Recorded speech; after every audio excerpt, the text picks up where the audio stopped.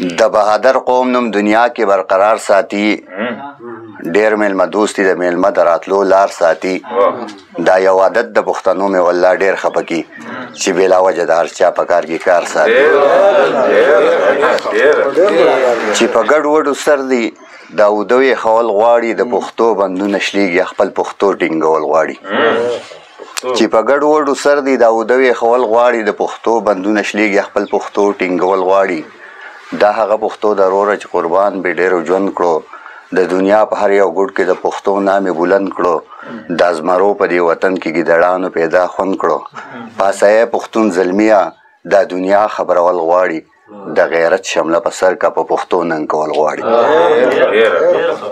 پاسه لیونیه ځان بیدار کړه، دا دی وخت دی اوده نه دی تا به خپله اوده کړی د خپل بخت دی. د هر دور افلاطون تا ورکړی سخت شکست دی، خپل په لاس خپل به توره خپل تقدیر بدلول غواړي. دا چې لاس راوړي ترمنځ دا دشمن ختمول غواړي.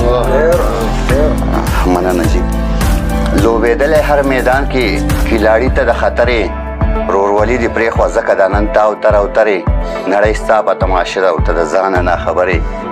نو دا دانه وانه پښتون بیا په هنر ټولول غواړي، یو مضبوط شانتي امیل ترې د دبدب جوړول غواړي. ډېره مننه. نه پوهېږم اخر ولې مونږ بېللې حوصلې دي، کړو عمل په خوله د نورو مړې په زړونو کې جذبې دي. د میدان په خپله پرېښې د بل سترګې ځکه سرې دي. نو حسین شاه حالات خراب دي، خپل مقام پیژندل غواړي او چې جذبې زړه کې پیدا کړي داسې نظم لیکل غواړي. ډېره مننه.